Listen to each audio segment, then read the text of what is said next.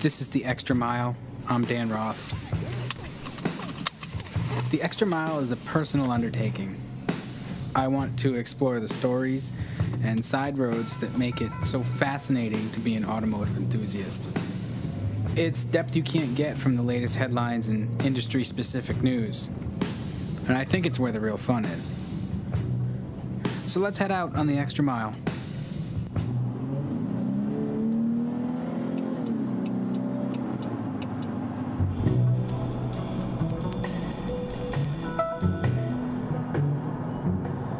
It's early February here in Massachusetts, and despite a couple of weeks of frigid temperatures, we actually have nearly 40 degrees today and sun, and I'm headed down to the test day for the New England Motor Press Association official winter car of New England judging. And I was wondering, what makes a winter car? Well, I heard a really good explanation once. All-wheel drive. Having the right tires. Heated seats, heated steering wheel. Heated seats, heated steering wheel, always on my hot list. Heated mirrors. Car should have that. If it's got a heated steering wheel, well, that's now you died and gone to heaven. Especially having your ass warm. That's very critical, I think, in New England. You could argue that a winter car is any car you drive when it snows or, through the winter months. But some are better than others, and every year, local auto writers across the New England region get together and evaluate and chew the fat and decide on what should be named the official winter vehicle of New England. New England is a very different place than anywhere in the country. Craig Fitzgerald, president of the New England Motor Press Association. So even if you have snow, you don't necessarily have the brutal conditions that we have here and the brutal road conditions and traffic conditions. And, I think it takes people from New England that understand what the driving characteristics of this part of the country is to really translate, what's going to make a good daily driver for you here if you live here. This is a car that you can get into with jackets and wearing gloves, and you can operate controls with gloves on, and those are the kind of things that I'm not sure people outside of this region really think about that much. So is it purely practical though, or is it sort of balancing the practical with the 2 weeks in the summer that we have that are absolutely gorgeous? Yeah, you actually get great weather here, and so you're really looking for something that's going to be good for you all year long. But you've still got that, okay, I'm going to go to Maine, or I'm going to go to the Cape somewhere where, especially up Maine and New Hampshire, you really don't know what those road conditions are going to look like. So, to have something that's fun to drive, that's really a pleasure to drive, some of the relatively long distances you get to drive around here, but still capable. I mean, that's really what we're looking for. So, like everything else, it's a mix of things. This is a vehicle that you can put your family in that's safe. A lot of surprise and delight features in it. John Lawler handles the media fleet for New England and was there at the beginning of the Winter Vehicle Award. And this is an award that's evolved over the years too, because as the technology comes out, sometimes you make that mandatory and include it, whatever you're going to vote on. It's like putting your galoshes on. Do you go out in penny loafers in the snowstorm? Of course not. Do you take out a rear-wheel drive high-performance car in the wintertime? Also, of course not. But do you go out in something that's an all-wheel or a four-wheel drive vehicle, or a really good performing front-wheel drive vehicle, that's got the right technology in it? Sure. So ultimately, it's up to the journalist and the person that's driving the car to formulate the opinion, and then vote. So you may be asking yourself, what's the point of New England having a Winter Vehicle Award? Yeah, that's a good question, and I wonder about that a lot myself. Veteran auto writer and syndicated columnist Silvio Calabi. I have seen the grand winner of the Winter Car Award promoted regionally, in consumer advertising once in a while. Chrysler is particularly good about following up on that. But it turns out that a lot of the press people go home to their home offices, and they use the awards as a way to, it's sort of a validation of what they do with us every year. And we actually, we're very proud of it. We display it on our websites. We do ads. Jim Morrison, Director of Jeep Product Marketing. So we proudly display it in a lot of places. We've got actually an award stand here at the Chicago Auto Show that we'll take to the New York Auto Show as well, we display the awards there as well. So we use that to demonstrate what it can mean to the everyday person, that it's a really good snow vehicle as well. It's a win-win for everybody.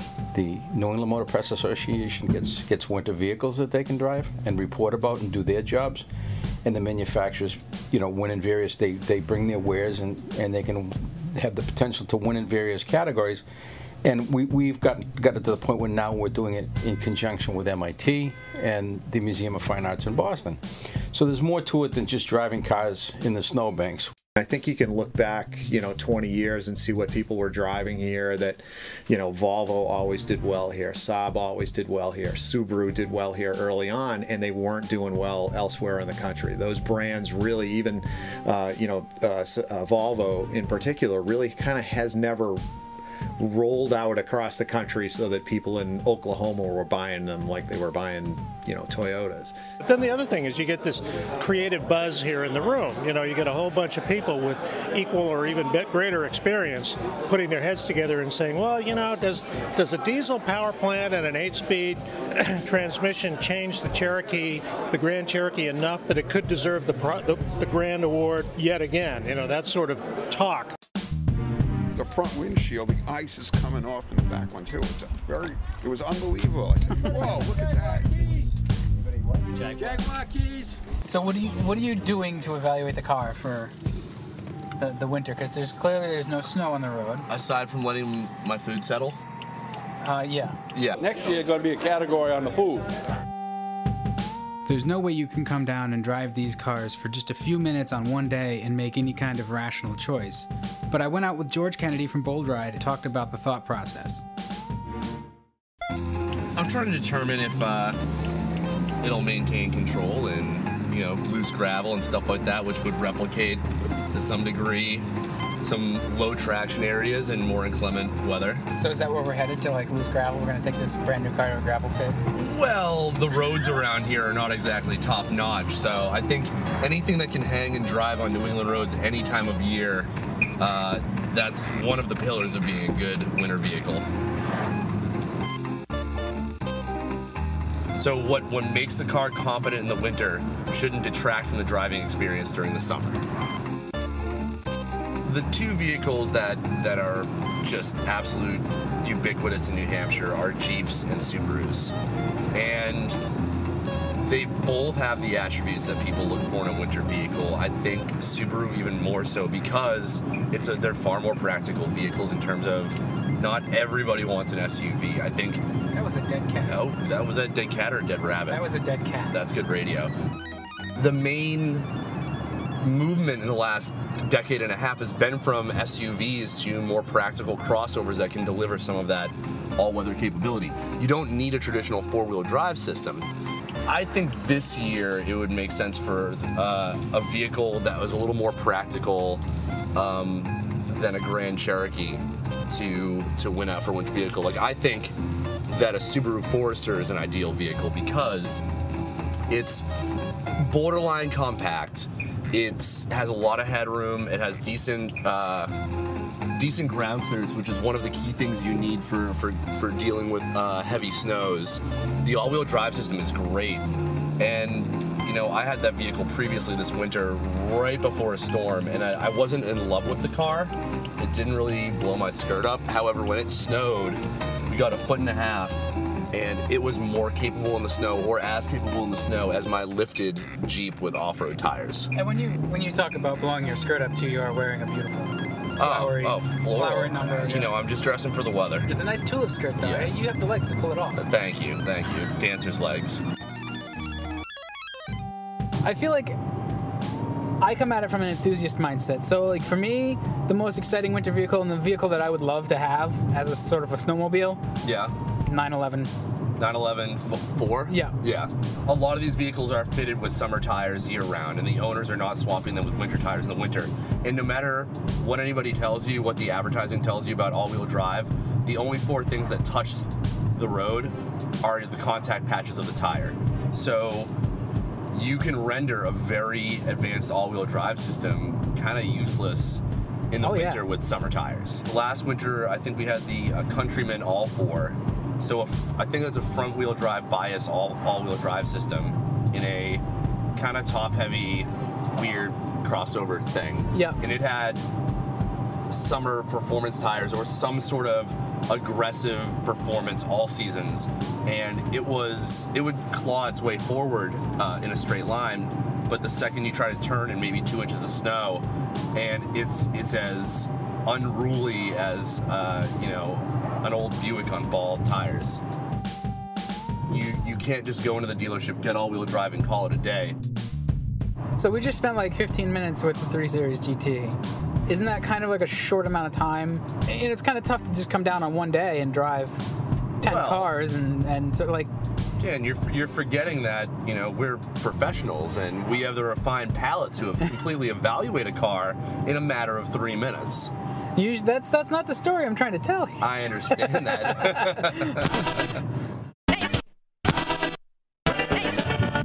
Cup holder. Right? Oh yeah, a lot of Chrysler cars. I believe it. The Chrysler? Oh yeah, I didn't know. Chrysler has it. That thing rides really stiff. Yes, look at the cup holder. But one of them is like aluminum line, the other one is plastic. There's a button that has. Is that right? On it. It's fantastic. We have a 12. Totally worth 65 grand. That's not out if you want to drive. Oh, I just drove it. Oh, okay, I will.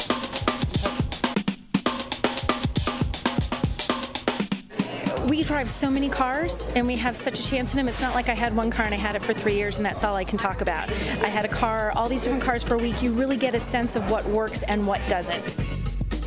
I am Nicole Wakeland. I'm the senior editor for the Fast Lane car and the Fast Lane truck. You really get to drive it out there when it's really snowy and when it's just beautiful, gorgeous weather. So you get a really strong sense of what you like and don't like in a car. And I think that helps them in terms of tweaking their cars to what the consumer is going to want to see. We see it in a week. The consumer gets that car for 3 years before they ever get a chance to, or 4 or 5 or however long they have it. Right. So we see them changing and can see when the changes work and make the car better and improve it versus the time they change something and they think it's fantastic and we all sit there and say, meh.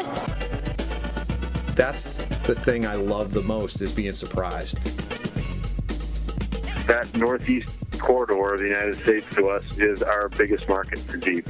So we absolutely pay attention to everything from how do we make the Grand Cherokee easier to park. We added some front park sensors to it. We had some park sensors on the Cherokee. That type of stuff. We get even simple stuff like that because that's our stronghold. We don't want to ever lose that. And at the end of the day, it's very much a focus and attention to our most important customers in New England that help us make better vehicles for them for sure.